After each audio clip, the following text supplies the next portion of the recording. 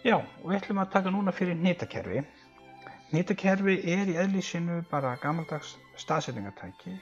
Það ennþá notað í dag að sjálfsögðu og verður örugglega notað nánustu framtíð við að staðsetja fólk eða hluti. Nú, ég ætla að sýna ykkur hvernig við getum mælt fjarlægð milli tveggja punkta með þessari mynd hérna af fjalli sem í Hörgárdal. Ég ætla að setja upp smá aðstæður þar sem að Jón staddur hérna í fjallinu og Gunna staðsett hérna aðeins ofar og við ætlum að setja upp þess aðstæður að Gunna slasast hérna og Jón ætlar að hlaupa til hennar og aðstoða hana við það sem hún að berjast við.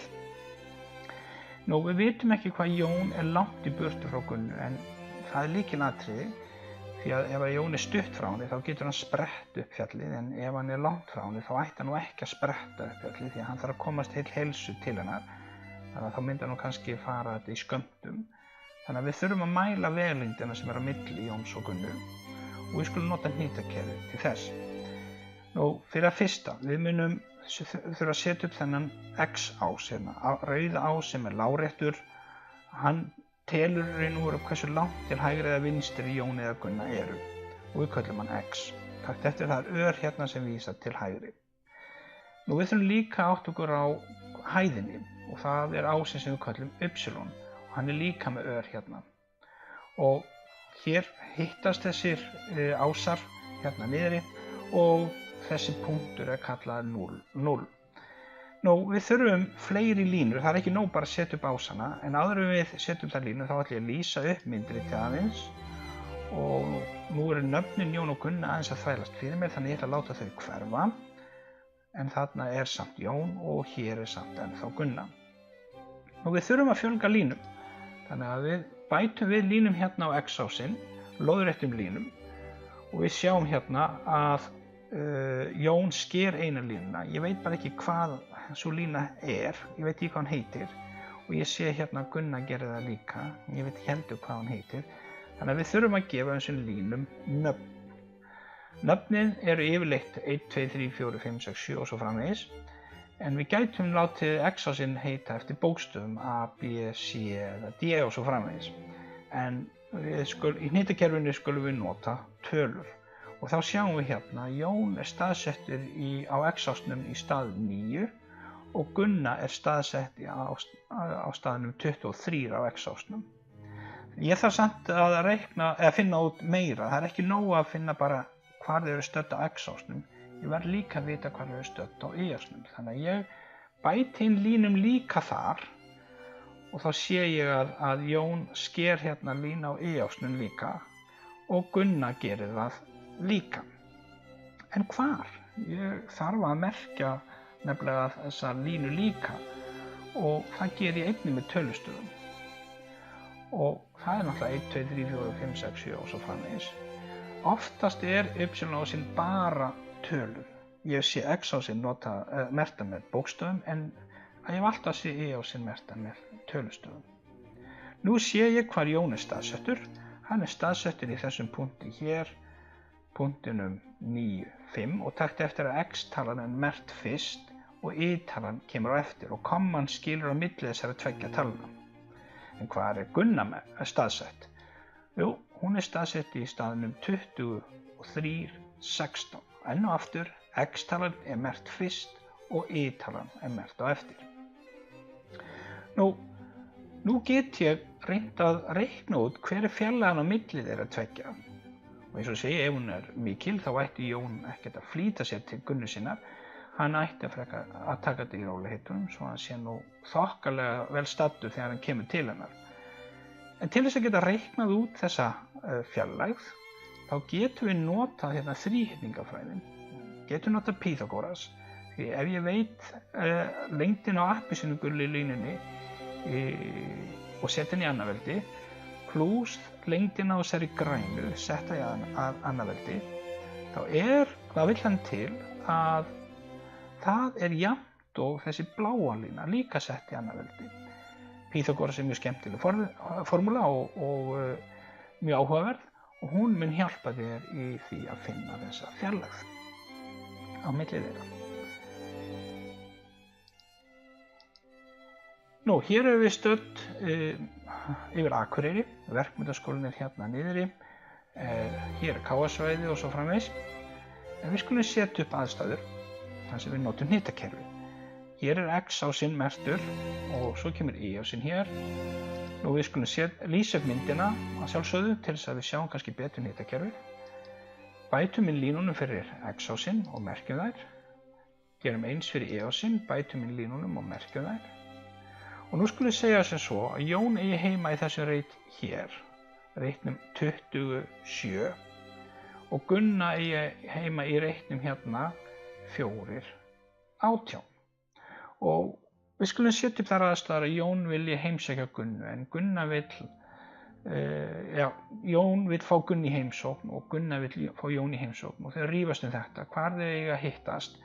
Svo þau ákveða bara í sameiningu, við skulum hittast í miðjunni.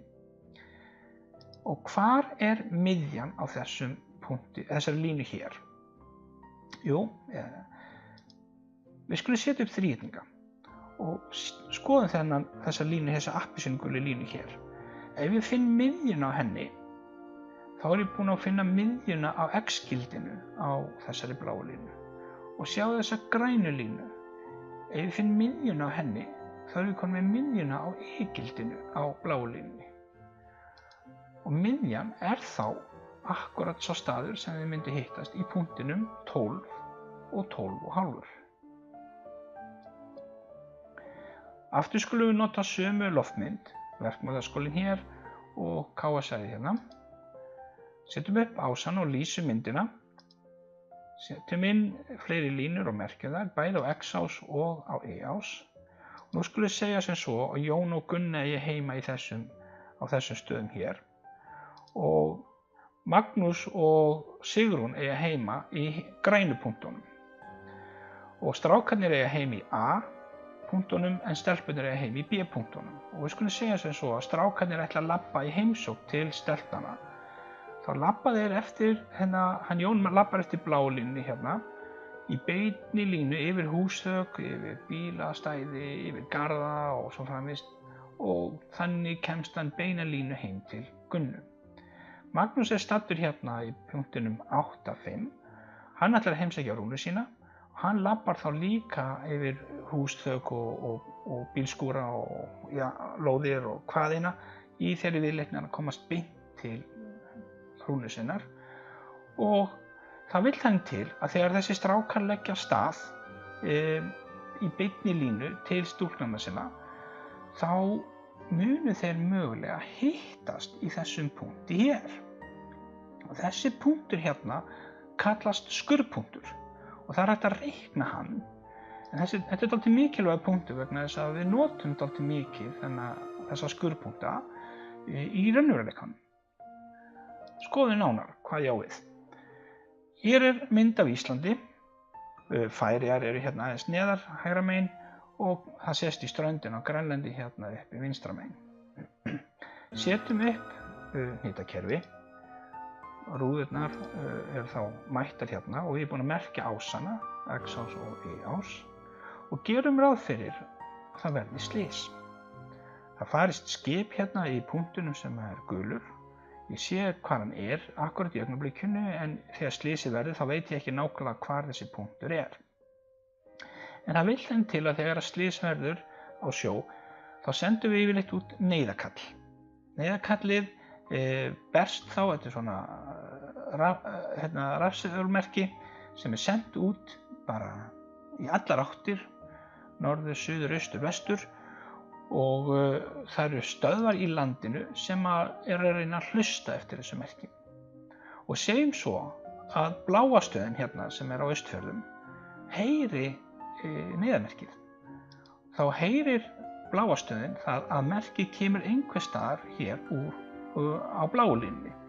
Við vitum ekki nákvæmlega hvar á bláu línunni þetta neyðarmerki er. Það getur verið nálægt Íslandi, það getur verið langt í burtu frá Íslandi. Þannig að ef við ætlum að fara að senda þyrluna núna á stað frá Reykjavík, þá er hætta á því að þyrlan þurfa að byrja á því að leita eftir bláu línunni hvað slysið er.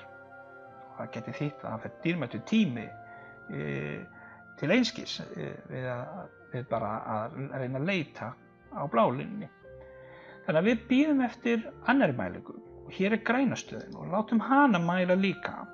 Hún mælir að neyðarkallið kemur einhvers staðar úr á þessari grænu línu. Við vitum heldur ekki alveg hvar á grænu línunni nema það vill hann til að línurnar að skerast hérna. Þessi skurðpunktur þá mjög líklega staðurinn þar sem að neyðarkallið kemur. Þannig að mjög líklega erum við að fara að senda þyrlur og flugvélar og skip á þennan stað. En það væri slæmt ef að mælingin væri röng, annarkvort græna mælingin eða blá mælingin væri röng, þá væri við að senda fólk til bjargar á rangan stað. Þannig að við bíðum eftir þriðju mælingunni, þessari rauðu, og ef hún staðfestir hinar 2 mælingarnar, þá það þannig að við erum með mjög mikilli vissu öruggum að hér það sem slysið það sem línurnar skerast. Þarna skurðpunkturinn að virka hvað best og nú vitum við hvert við höfum að senda björgunarliði. En takt eftir að við erum dálítið nálægt Færeyjum. Þannig að mjög líklega myndum við ekki senda neyðarfólk frá Íslandi sem bjarga þessu fólki sem um borð í þessu skipi. Við myndum frekar senda þá frá Færeyjum vegna þess að við vitum nákvæmlega hvað slysið og það vill hann til að það nær Færeyjum heldur en Íslandi. Nú, við erum að nota hnitakerfið á marga vegu, til dæmis í leik. Hér sjóresta og við erum búin að merkja X-ásin með A, B, C, D og E-ásin með tölum og við erum búin að merkja inn skip hérna, 2 skip, flugmóðurskip og freigátu. Og hvar eru þessi flugmóðurskip og hvar þetta, þessi freigáta? Nú, flugmóðurskipið statt í reitnum D5 til G5. Þannig að sjáðu, það byrjar hérna í D5 og nær alla leið yfir í G5. Þannig að þegar skipið nær yfir svona stórt svæði, þá merkjum við það með upphafsstað og endastað, með 2 punkta milli. Freigátan stödd í B1 og endar hérna í B3. Þannig að hún stödd í reitunum B1 til B3. Nú, í gömlu símaskránni var alltaf götukort. Götukortin virkuðu þannig að þú gast leitað að götu og þá var gefið hnit, það að segja svona punktur eða kassi hvar gatan væri og hér ég búin að merkja hvar Hellubraut, Miðhóp og sjúkrahúsið og hvar lögreglan í bænum Grindavík. Þessir staðir eru hérna merktir A, B, C, D hérna á reitunum og A þá Hellubraut, B Miðhóp, sjúkrahúsið statt í C-reitnum og D-reitnum þar lögreglan. Og við sjáum það að A merkt í D5, Miðhópurinn í G2, sjúkrahúsið í G3 og lögreglan í reitnum D4. Það að segja, tökum lögregluna sem dæmi. Hér A, B, C, D og 1, 2, 3, 4, hér lögreglan stödd.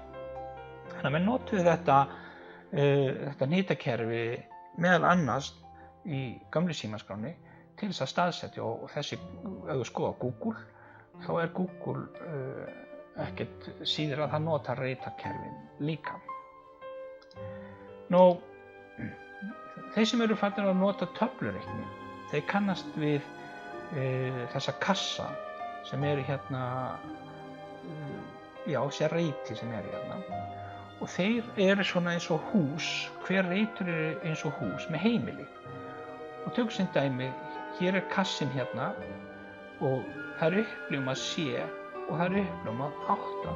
Heimilið á þessum kassa þá C8, eins og sést hérna upp í vinstra hvíta reitnum hérna. Ég hef merkt inn töluna 1, ég hef merkt inn töluna 12 og 5 í ákveðna kassa og spurningin hvar eru þeir staðsettir? Talan 1 í reitnum A3, A3. 12 merkt í B2, 5 í B5, 7 er merkt í D4 og taktu eftir að X-ásinn er merktur alltaf fyrst og Y-ásinn er svo seinni talan.